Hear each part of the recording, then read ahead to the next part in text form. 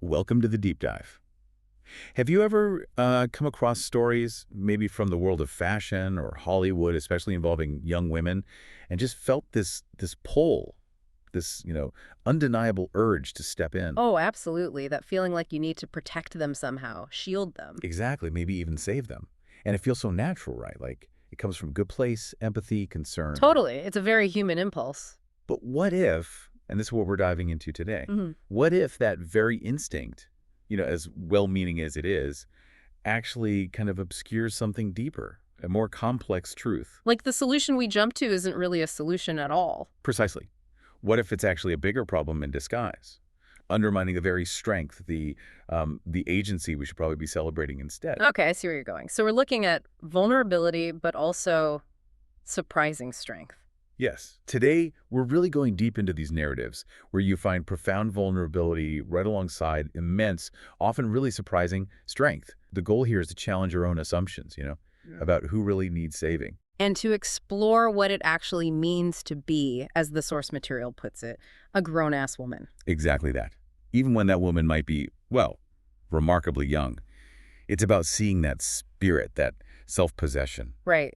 It sounds like we're navigating a really complex intersection here. You've got the modeling world, the entertainment industry, Yeah, high-stakes stuff. definitely. Yeah. And then you have that deep-seated societal thing, that impulse to protect people we see as vulnerable. And mixing with that is this really powerful, sometimes kind of overlooked idea of individual agency, the power someone has over their own life, Yeah, it's definitely not black and white, is it?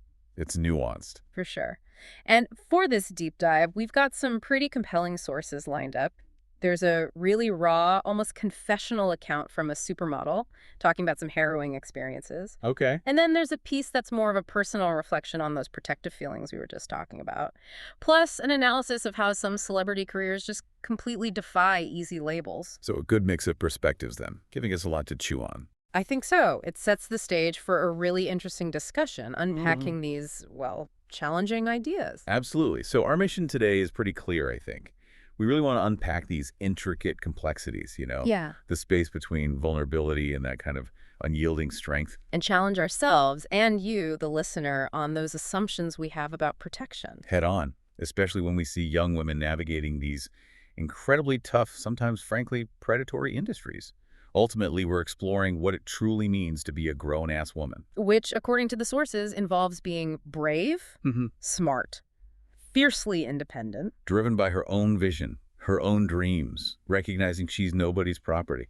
And the really profound part is that insight that this can be true even if she's, what, 14, 15? Yeah, embodying this self-possession, this strategic intelligence that just seems way beyond her years sometimes. It's A fascinating. grotesque industry, a hard truth unpacked. Okay, so let's start by pulling back the curtain. Our deep dive kicks off with a really stark and I think necessary confession.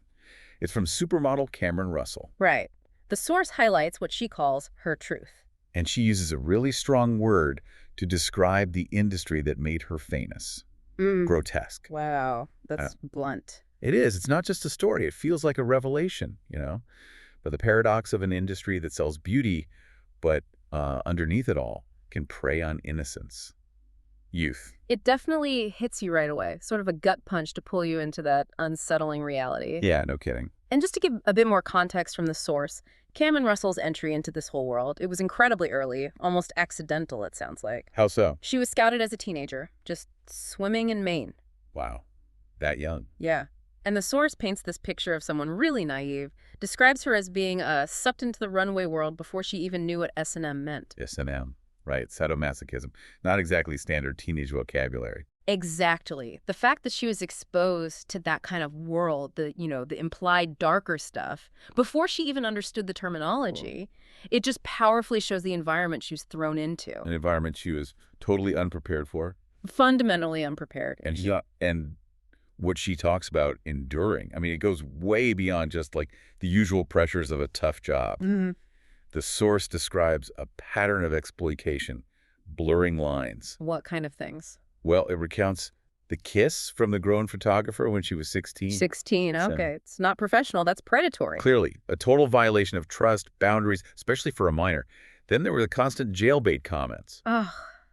That language, it's not just inappropriate, it's deliberately sexualizing her youth. It's gross. Totally predatory.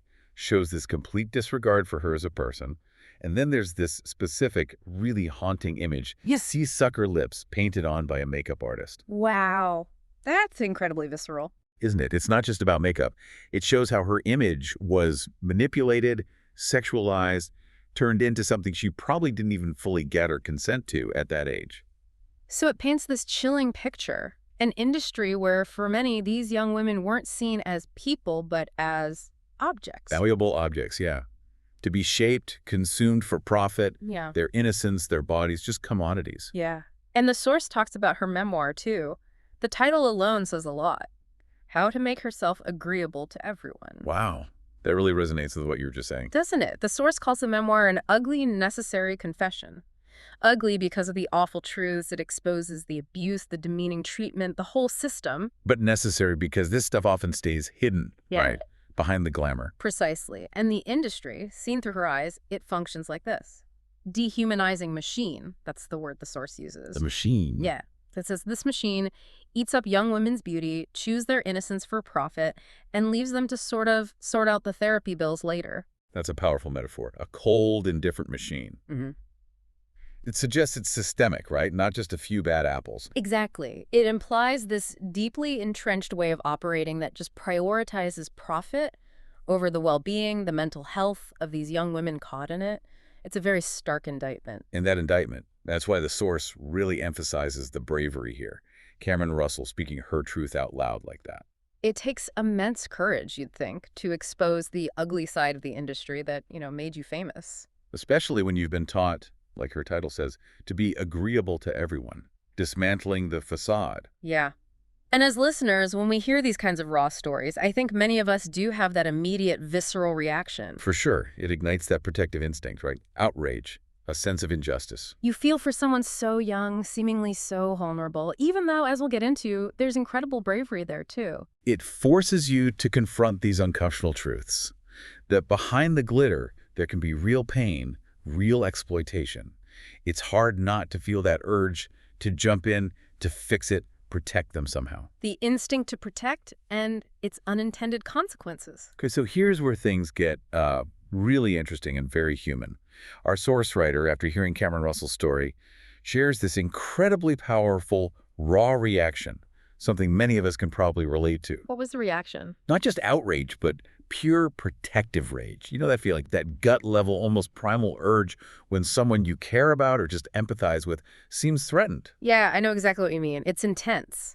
And it's a compelling pivot because the source then talks about the author's own personal experience that kind of amplified this feeling. Oh, really? What was that? They talk about dating a woman years ago who was modeling with Elite Petite in New York. Okay. And the author describes her as tough as hell and gorgeous. So right away, you get the sense of someone strong, captivating. Tough as hell. Yeah. But still evoking that protective feeling.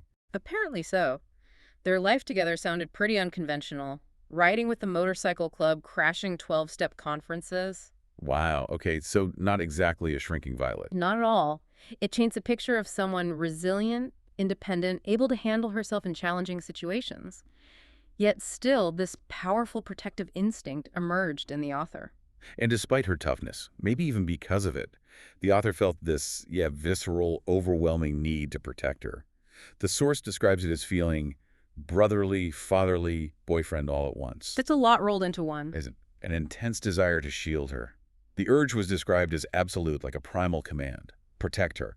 Shut the door. Guard the gate. Burn the club to the ground if you have to. Whoa, that's not just concern. That's almost violent in its intensity. Eradicate the threat. Totally. Shield her completely no matter the cost. And the source says that exact same feeling surged up again hearing Cameron Russell talk about predators with casting couches. So it underscores how deep-seated that response is. When we perceive a threat to someone we see as vulnerable, even if they're also strong. Right. And that intense emotional reaction leads straight to this immediate gut-level solution the source presents. One that feels, really appealing at first. Which is? Shut it all down. Ban child modeling forever. Yeah. Replace all that vulnerability with perfect AI babes dolls that never get harassed, never starve themselves to death, never post a tell-all about the scumbag photographer in Paris. Ah, the AI solution. Yeah, I can see the appeal. especially when you're feeling that It risk. feels clean, right? As Yes. the source puts it. It promises a world without harm, no exploitation, a neat technological fix for a messy human problem. The ultimate protection by just getting rid of the risk altogether. But Exactly. then, and this is the crucial bit, the source just immediately calls it bullshit. Right. That's stark rejection. It's fascinating, isn't it? This solution seems so logical, so clean, so final. But it's dismissed as fundamentally flawed, which really makes you ask, why? Why does this intuitive, techie solution fall so short? Why is it, bullshit? Well, according to the source, it falls short because it ignores this kind of dark joke about a terrifying gender disparity and vulnerability. A dark joke. Yeah. The source lays it out starkly. The dark joke is that if a date goes bad for a man, he goes home alone with a bruised ego. If a date goes bad for a woman, she might end up dead in the ground. Oof, that's brutal. But disturbingly resonant with reality, unfortunately. It really is. It speaks to this deep, pervasive societal fear rooted in, well, actual violence against women. The stakes are just terrifyingly higher. So the author's personal fear, that feeling of wanting to stand outside every hotel room with a baseball bat, it's not just about control. It's presented as this raw, visceral response to a reality where women face much higher risks of severe violence, sexual assault, even death, in situations that might seem minor to others. It's about that systemic vulnerability. And that really does bring it into focus. This whole scenario highlights that gender disparity, that deep fear driving the protective impulse. Which, while well-intentioned, Right. It's well-intentioned, but it often massively oversimplifies things. And crucially, it overlooks, sometimes even kind of suppresses, individual agency. how so? It suggests our fear, our desire to prevent harm, can paradoxically lead us to solutions that disempower the very people we want to protect. We try to remove all risk. And in doing so, we might remove their ability to choose, to be resilient, to learn, to determine their own path. Exactly. It's this profound tension the source forces us to confront. The impulse to save versus the unintended consequences of that impulse. True protection isn't maybe about insulation, but empowerment. Unveiling agency, the power we often forget. So, okay, if blanket protection or just deleting people with AI isn't the answer, what does this mean for how we see young women in these tough industries? This is where the deep dive takes a really surprising, almost revolutionary turn, I think. How does it shift? The source directly confronts that protective instinct we were just talking about, challenges it with a profound truth. It fundamentally shifts the perspective away from just seeing victims. Towards recognizing their strength, their capability, their bravery. Exactly. Their inherent strength, their strategic thinking, and, yeah, their undeniable bravery. And there's this pivotal moment in the source, right, where the author voices this core contradiction to that protective rage. It's blunt but essential. What's the quote? That fear bumps right into the truth. She's not my Fing daughter. And even if she was, she's not my Fing property. Wow. Okay, that is hard. It really does. Because it directly challenges those paternalistic views, that habit of seeing young women as possessions or extensions of someone else, or just things to be controlled. It's a declaration of independence, a redefinition of ownership, where there isn't any. Exactly. It demands we see everyone, regardless of age or gender, as autonomous, brave, smart, independent with their own vision, their own dreams, fundamentally their own property. And that realization leads straight into this pivotal idea of agency. The source puts it so powerfully. Here's what we forget when we fixate on the worst case. These girls sometimes have more agency than we like to admit. That's the key insight, isn't it? We focus so much on the danger, the potential harm. That we overlook their inner strengths, their strategic minds, their resilience. Yeah. And agency here isn't just about having choices. It's about self-determination, right? Acting independently, strategically, making tough calls, even in messed up situations. Relentlessly pursuing their own goals despite huge, often predatory obstacles. It's about their brave capacity to navigate their own lives on their own terms. And the source gives really specific, compelling examples of this agency in action within the industry. It's not passive endurance, it's active navigation. Like, well, give me an example. Okay, like this observation. They stand in a casting line 400 deep. Right. You could see that as desperate. Or you could see it as incredible persistence, unwavering ambition, fierce determination despite overwhelming odds. They choose to be there, enduring rejection after rejection, critique after critique, holding on to hope. That speaks to amazing psychological fortitude, a clear vision for what they want. Exactly. And then there's that grim reality the source mentions. They tolerate the creeps. Which sounds like victimhood. But the source suggests reading it differently, that it's often a calculated navigation of horrible situations, a shrewd understanding of the environment, and a strategic decision, a calculus, maybe to endure certain things as a means to an end. An unfortunate part of the hustle. Yeah, a grim part. But it speaks to a kind of pragmatic resilience, compartmentalizing, powering through for a bigger goal. They often know what's up, and they choose their reactions to serve their objective, achieving their vision, their dreams, being smart about it. And then it says they game the system. Right, which means they're not just pawns. Right, not passive. Exactly. It implies they actively find ways to leverage the system, bypass its flaws, use their intelligence, their adaptability, their social skills. Understanding unspoken rules, finding loopholes, networking, negotiating. Yeah. It's an active role within this complex, often murky structure, shows keen intelligence and a drive for self-advancement. They're smart, actively trying to make their vision happen. And maybe the most provocative bit, and this really pushes our thinking. The source says, they're not just prey, they're predators in their own right. Whoa, okay, that's a strong reframing. It is. It's meant to shock us out of conventional thinking. But it highlights this crucial or maybe uncomfortable aspect of their agency. They often possess this shrewdness, sharp wit, competitive edge, strategic mind, things usually attributed only to people in power. So they can be assertive, competitive, focused on their own success, maybe even at others' expense sometimes. It suggests that, yeah, they're not helpless. They're dynamic forces shaping their own careers. It's a challenging idea that a young woman can be both vulnerable and possess a kind of killer instinct. And if we connect this to the bigger picture, the source draws these powerful parallels, calling them early achievers. Ah, right. That comparison is really insightful. Puts them in a broader context of intense, high-performance fields. Exactly. It says they're the same as gymnasts, chess prodigies, child actors, figure skaters. Think about the lives those kids lead. The examples are striking, too. The ones who starve to make weight, who wake up at 4 a.m. to skate the same jump 600 times. That level of discipline, the sacrifice, the singular focus. It's not casual, is it? It's lives dedicated to excellence, often at huge personal cost. This comparison highlights those shared traits: relentless dedication, sacrifice, ambition, and this fierce willingness to push their own boundaries, physical and mental, to achieve their vision. It shows this exceptional drive, even when very young, demonstrates their profound bravery. And the outcome, the source observes, is that sometimes they outplay the wolves. Right. It's not a guarantee, obviously, but it powerfully emphasizes that agency, intelligence, resilience can lead to triumph. Exactly. Despite facing huge challenges, predatory forces, they're not always just victims. They have the capacity, the smarts, the foresight to navigate and sometimes overcome the systems trying to exploit them. It's a testament to their incredible resilience, their ability to be brave and smart even when society underestimates them, truly nobody's property. And that's exactly why we want you, our listener, to really challenge your own assumptions about victimhood versus empowerment. Are we automatically seeing fragility, maybe because of our own protective feelings, and diminishing their strength? Or are we truly acknowledging their incredible, maybe sometimes uncomfortable resilience and strategic skill? Are we seeing them as helpless? Or as individuals with powerful agency, even at a young age, who are fiercely their own property, driven by their own clear visions and dreams? This shift in perspective is fundamental to understanding their complex, brave journeys. Sydney Sweeney's Master Plan, a case study in killer instinct. Okay, so to make this idea agency, this grown-ass woman concept, really concrete and contemporary, our source gives us a fantastic real-world example.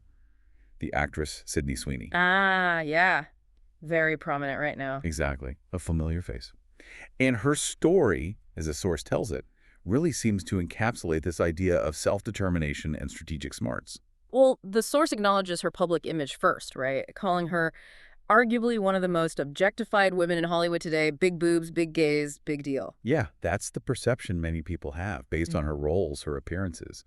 It's easy to look at that and think she just kind of fell into it. That she's just a product of the industry gaze. Or her success is mostly about looks. Right. But then the source drops this surprising truth that just completely refutes that passive idea. What's that? It says point blank. Did she stumble into that? No. Okay. Unequivocal. Totally. It Mhm. immediately sets the stage for revealing the sheer agency, the strategic brilliance, the relentless drive behind her rise. It directly challenges the idea that her success is just looks or luck or the industry's doing. Instead, it paints her as the architect of her own destiny.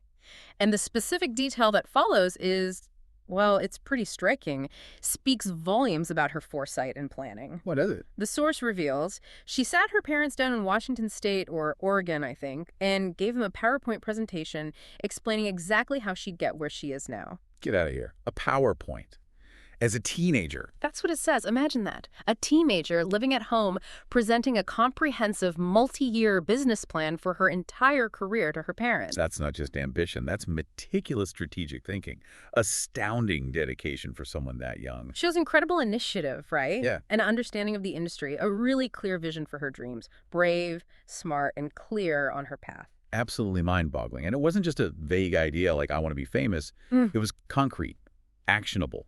The source highlights her detailed strategy. Plan A, Plan B, Plan C. Wow. Contingency planning and everything. It's not a wish. It's a blueprint.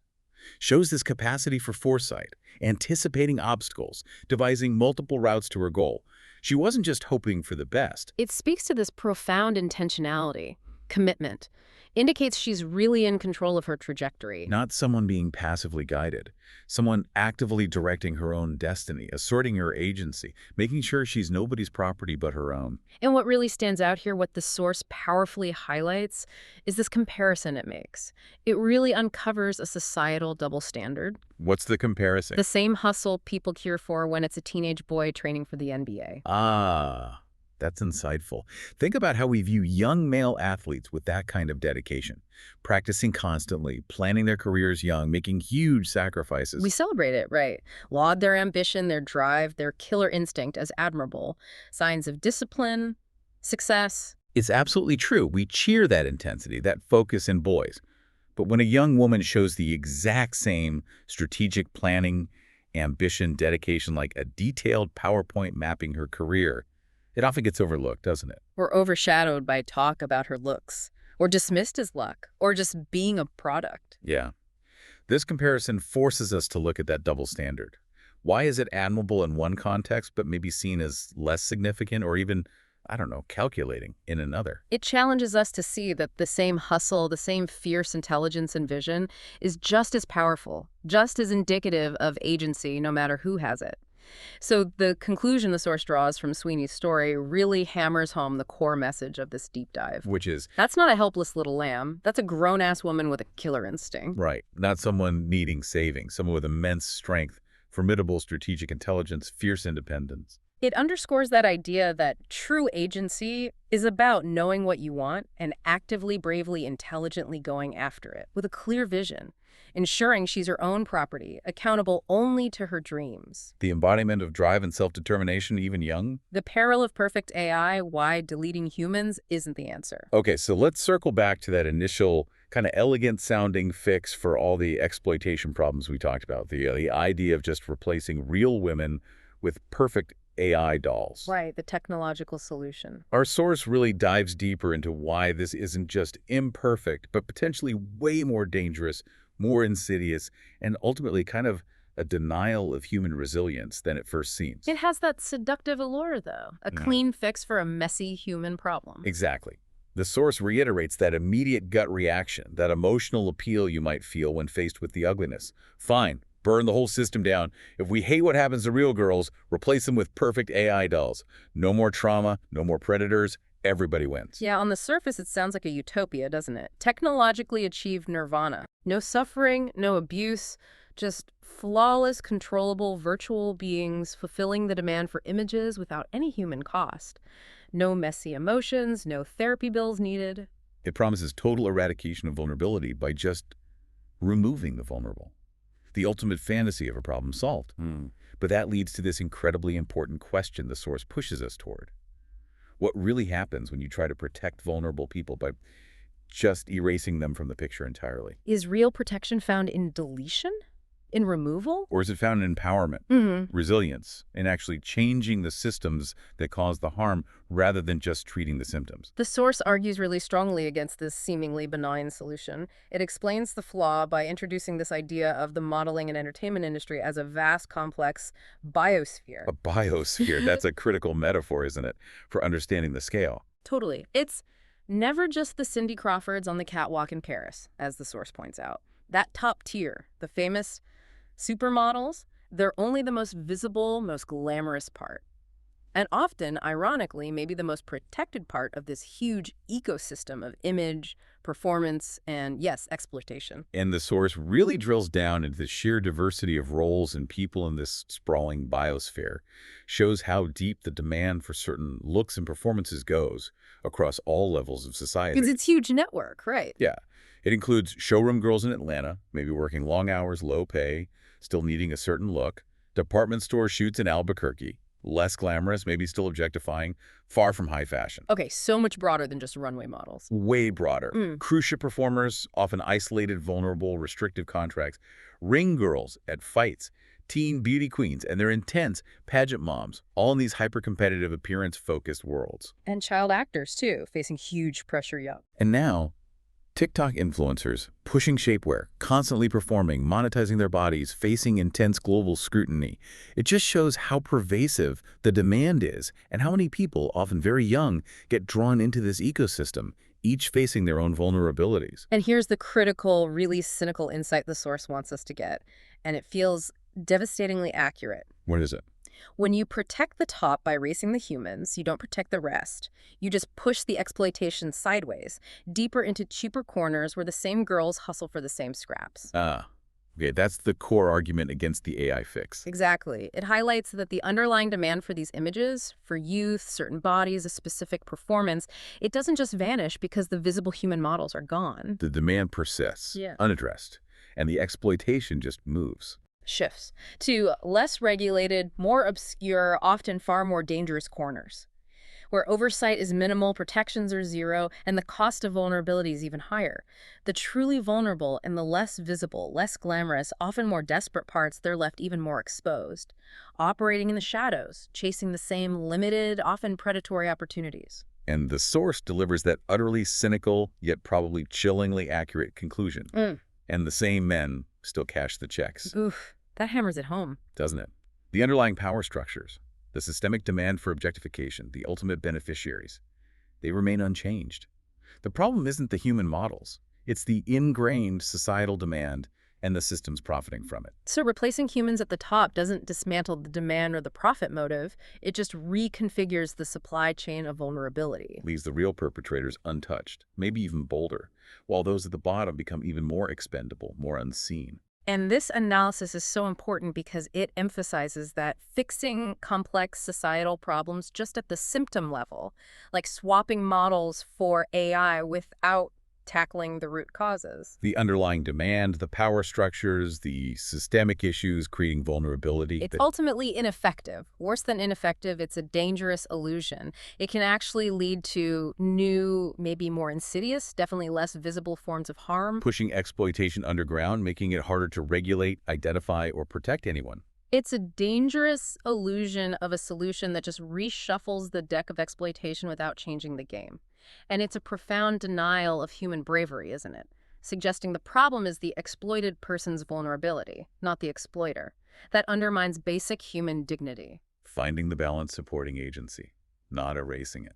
Okay, so if the answers aren't simple protection that might disempower, and they're definitely not the chilling idea of just deleting humans, right, where does that leave us? Where do we go? That's a big question. Our source, after taking us through all this complexity, ultimately brings us back to this powerful, recurring theme, the central idea that anchors the whole argument. It comes through with real clarity. Yeah, what's fascinating is how it keeps returning to this core message that's been building throughout. The source explicitly says, every time I run the loop from Cameron's grotesque truth to my motorcycle club X to my fear for every brave girl I've ever known, I come back to the same place. Agency.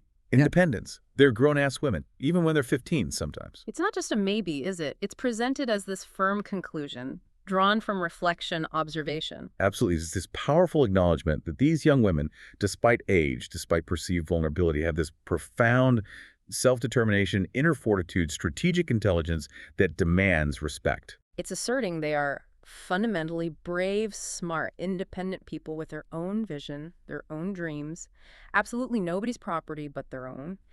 And this is such a critical distinction the source makes so powerfully. It's really clear that acknowledging agency, celebrating this strength, doesn't mean we just shrug off predators or accept exploitation. Hell no, as the source says emphatically. Right. It's not about complacency or indifference to harm. Quite the opposite. It means we need a fundamentally different approach to protection, more nuanced, more empowering. Strengthening the individual and the systems around them, not erasing them or stripping their autonomy. Precisely. And the source offers practical, actionable ideas for real solutions. Countering that shrug at predators idea, instead of deletion, the focus shifts to robust support systems, stronger boundaries. Like what kind of things? It suggests add the guardrails. Bring the chaperones, the stage moms, the aunties who sit in the corner and watch the door. Okay, so not removing them, but providing a human shield around them. Collective vigilance. Active supervision. Trusted adults present, not just observing, but ready to intervene. Creating an environment where predators know they're watched, accountability is possible, and brave young women feel supported pursuing their dreams. And it goes further, suggesting things that are really empowering. Put some teeth in the contracts. Make it easier to walk away.